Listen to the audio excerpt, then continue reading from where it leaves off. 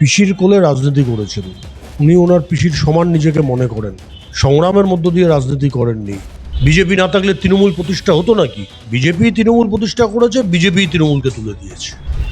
8,000 7,000 লোক নিয়ে এত লাফালাফি করছেন। আগে তো বলতেন নিজেরাই 1.5 লাখ লোক হয়েছে। রস্সি জল গই বল নেহি গয়া। এইটা হচ্ছে অভিষেক বন্দ্যোপাধ্যায়ের এখনকার অবস্থা। কল্যাণ বন্দ্যোপাধ্যায়ের সাসপেনশনটা হতোই একদিন আগে বা পরে। ওনার আচরণও সব ক্ষেত্রে দুঃখজনক। পার্লামেন্টে এরকম আচরণ কাঙ্ক্ষিত নয়। দলটার তো কিছু ছিল না, চুরি ছেঁচড়ামি করার জন্য ছিল। না কোনো আইডিওলজি আছে, না কোনো লক্ষ্য আছে। টিএমসি হয়ে গেল টাকা মারা কোম্পানি। কেউ চাকরি দেওয়ার নামে টাকা তুললো, কেউ বালি চুরি করে টাকা তুললো, কেউ গরু পাচার করে টাকা তুললো। তাই এই চোর ছেচড়দের দল। এখন টাকা তোলার ব্যবস্থা নেই, যা হওয়ার তাই হয়েছে। আমি বলছি দুর্গাপুজো অব্দি অপেক্ষা করুন, পশ্চিমবঙ্গের শিল্পের জোয়ার বইবে। দাদা, প্রথম কলকাতায় আপনাকে স্বাগত। গতকাল থেকে আমরা যেটা দেখতে পাচ্ছি যে এমনিতেই তৃণমূল কংগ্রেসটা ভেঙে একেবারে ত্রিটুকরো হয়ে গিয়েছে। সেই জায়গা থেকে কল্যাণ বন্দ্যোপাধ্যায়, কুণাল ঘোষ এরা এখনো মমতা বন্দ্যোপাধ্যায়ের হাত ধরে আছে। কিন্তু বিধানসভা এবং লোকসভা দুই জায়গা থেকেই এই দুজন ব্যক্তিকে কিন্তু সাসপেন্ড করা হচ্ছে। কল্যাণ বন্দ্যোপাধ্যায়কে প্রথমে, এর আগেও একাধিক কোশ্চেন উঠেছে তার বিরুদ্ধে, তার দলের মহিলা সাংসদরাই দুর্ব্যবহার, সেই দুর্ব্যবহারের জন্যই একেবারে সাসপেন্ড করা হলো। কিভাবে দেখছে?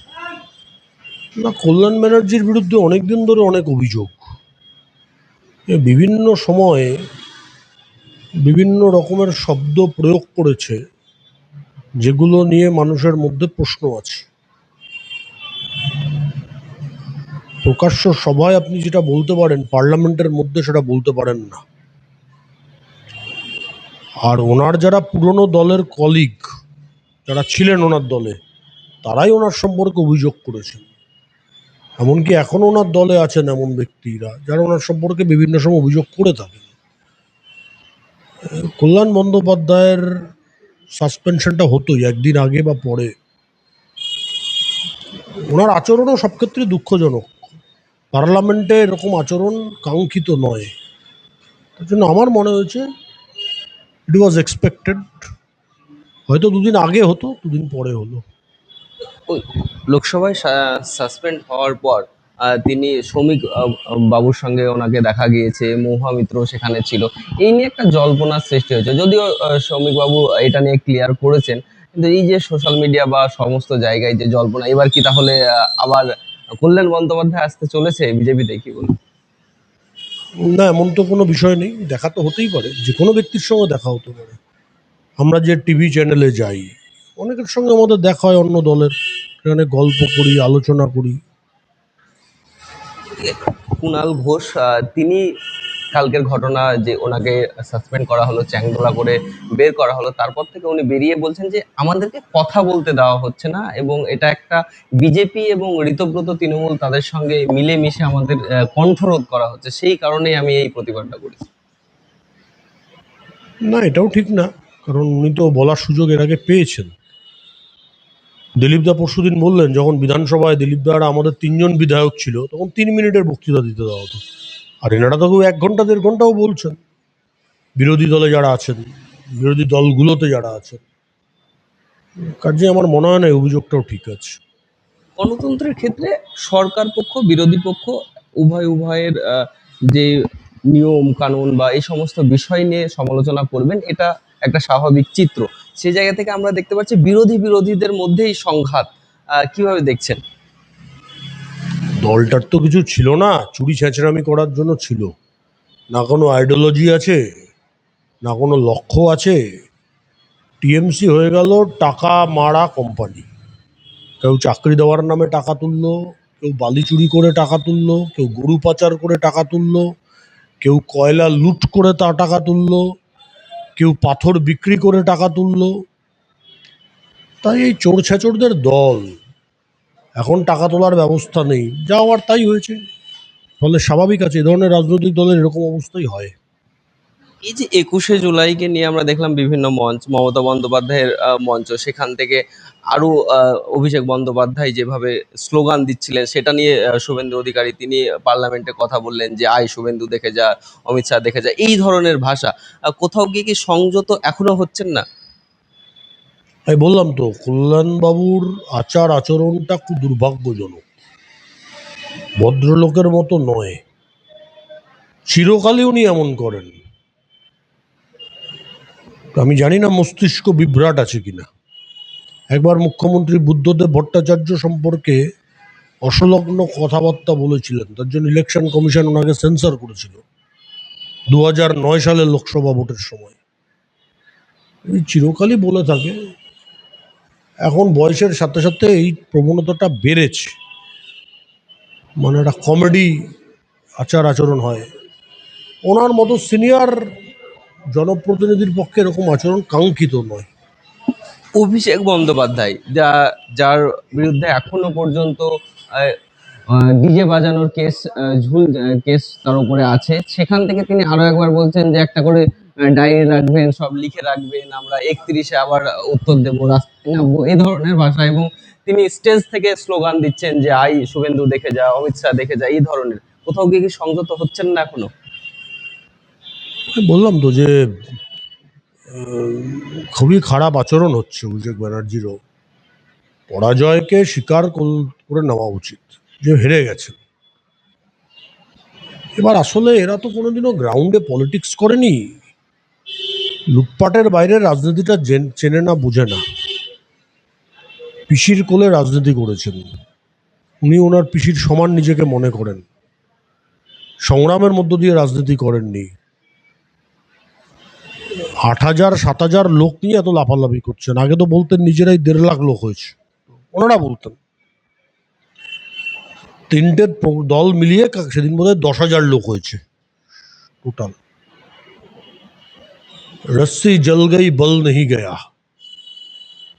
এইটা হচ্ছে অভিষেক বন্দ্যোপাধ্যায়ের এখনকার অবস্থা, কিন্তু এটাও বেশি দিন চলবে না। মমতা বন্দ্যোপাধ্যায় বলছেন যে জেলের ভাত খাওয়া ভালো, বিজেপির ভাত খাওয়া ভালো। খেয়েছেন তো, অটল বিহারী বাজপেয়ীর মন্ত্রিসভায় তো মন্ত্রী ছিলেন, রেলমন্ত্রী ছিলেন, কয়লা মন্ত্রী ছিলেন, দপ্তরবিহীন মন্ত্রী ছিলেন। বিজেপি না থাকলে তৃণমূল প্রতিষ্ঠা হতো নাকি? বিজেপি তৃণমূল প্রতিষ্ঠা করেছে, বিজেপি তৃণমূলকে তুলে দিয়েছে। বলছেন শুভেন্দু অধিকারীকে কোট করে বলছেন যে 10 বছর তৃণমূলে ছিলেন, যদি মুখ বন্ধ না করেন তাহলে 10 বছরে কি কি করেছেন সমস্ত কিছু এখনো ফাঁস করে দেবো, আমি মুখ খুলে দেবো। খুলুন না, কে না করেছে? ওনাকে কেউ বারণ করেছে খুলতে? খুলুন। উনি তো মুখ্যমন্ত্রী 15 বছর ছিলেন, 15 বছরেরই খুলুন না, কে কি করেছে সবার সম্পর্কে খুলুন। আমি ভেবেছিলাম সরকার যেমন করে আসুক, সরকার যেমন করে আসুক এসেছে ভালোভাবে চলবে, কিন্তু ওনাদের মাথায় কিন্তু কাঁকড়া কামড়াচ্ছে। ওনার মাথায় কি কামড়াচ্ছে তাহলে? ওনার মাথায় যদি কাঁকড়া কামড়ায় তাহলে ওনার মাথায় কি কুমির কামড়াচ্ছে? এই ধরনের কথার কোনো মানে হয় না। নিজেকে খেলো করেছেন, হাস্যকর জায়গায় নিয়ে গেছেন। এত বয়স হয়ে গেছে, এখন অন্তত নিজেকে উনি স্থির রাখুন, সুস্থ থাকুন এবং কালীঘাটের বাড়ি থেকে রাজনীতিটা দেখুন। অপরদিকে দাদা, বারবার যে প্রশ্নটা উঠেছিল শিল্প নিয়ে, মমতা বন্দ্যোপাধ্যায়ের বিরুদ্ধে বারবার আসলে শিল্পকে তাড়িয়েছেন। আমরা সরকার আসার সঙ্গে সঙ্গে বদলের বাংলায় দেখলাম যে 2 মাসের ভেতরেই শিল্প বাংলায় আসতে চলেছে, কি বলবেন? আর এখনো তো কিছুই দেখেননি। আমি বলছি দুর্গাপুজো অবধি অপেক্ষা করুন, পশ্চিমবঙ্গের শিল্পের জোয়ার বইবে। আমি বলছি তাহলে কি যারা বাইরে গেছে পরিযায়ী শ্রমিক ফিরবে? বড় অংশ ফিরে আসবে দুর্গাপুজোর আশেপাশে, কারণ সাথে সাথে তো কাজ শুরু হবে না, ইনভেস্টমেন্ট শুরু হয়ে যাবে, কিন্তু সেটা হয়তো হতে আরও 1-1.5 বছর সময় লাগবে। কিন্তু ইন্ডিকেশন পেয়ে যাবেন দুর্গাপুজোর মধ্যে। এখন তো জাস্ট একটা, ইংরাজিতে বলেন গ্লিমসে, একটা জাস্ট চিহ্ন দেখছেন। পুজোর মধ্যে দেখুন জোয়ার হয়ে যাবে। সরকার করতে পারছে না, সবাই আসতে চাইছেন। আমি বলছি সরকার করতে পারছেন না, মুখ্যমন্ত্রী বা মন্ত্রীরা এত ব্যস্ত রয়েছেন যে সমস্ত শিল্পপতি বলুন, ব্যবসায়ী বলুন, ইনভেস্টর বলুন, তাদের সঙ্গে দেখা করতে পারছেন না। তারা ওয়েট করে আছেন কি করে দেখা করবেন। আরেকটা বিষয় আমরা দেখতে পাচ্ছি, যেখানে ককরোচ জনতা পার্টি তারা মার্চ বের করছেন, প্রোটেস্ট বের করছেন, এবং রাহুল গান্ধী অপরদিকে প্রাইম মিনিস্টারের বাসভবনের সামনে ধর্ণা দিচ্ছেন, এবং এই নিয়ে একটা গন্ডগোল চলছে। কোনো গন্ডগোল নেই। সারা দেশ থেকে 8,000 লোককে জড়ো করতে পেরেছে, আমি খবরের কাগজের রিপোর্টে বলছি। কে ককরোচ কে মাকড়সা তা নিয়ে চিন্তা করার লাভ নেই। ককরোচ হোক আর স্পাইডার হোক, বেগন স্প্রে যথেষ্ট। পুলিশ একটু বেগন স্প্রে বেড়েছে, তাতেই এত কান্নাকাটি শুরু করে দিয়েছে। কে স্টুডেন্ট? যেগুলো সিপিএম এর ঝান্ডা ধরতো সেগুলোই ওখানে গেছে, যেগুলো কংগ্রেসের ঝান্ডা ধরতো সেগুলোই ওখানে গেছে, যেগুলো আরবান নকশাল ছিল সেগুলো ওখানে গেছে।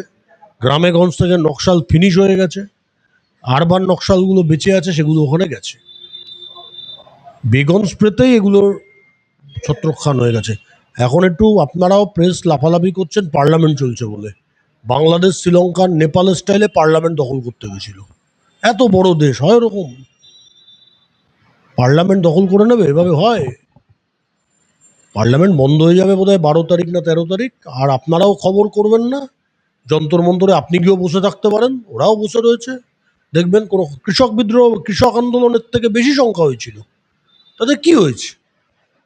হ্যাঁ, সরকারের যদি যে বিষয়গুলো আছে, যেটা নিয়ে ওরা বলছে সিস্টেম, আমরা বিষয়টা নিয়ে চিন্তিত, কিন্তু পদ্ধতি এটা নয়। সিস্টেমের কারণে একাধিকবার কোশ্চেন পেপার লিক হচ্ছে। সরকার সেই সিস্টেমটাই চেঞ্জ করছে, তাকে তো টাইম দিতে হবে।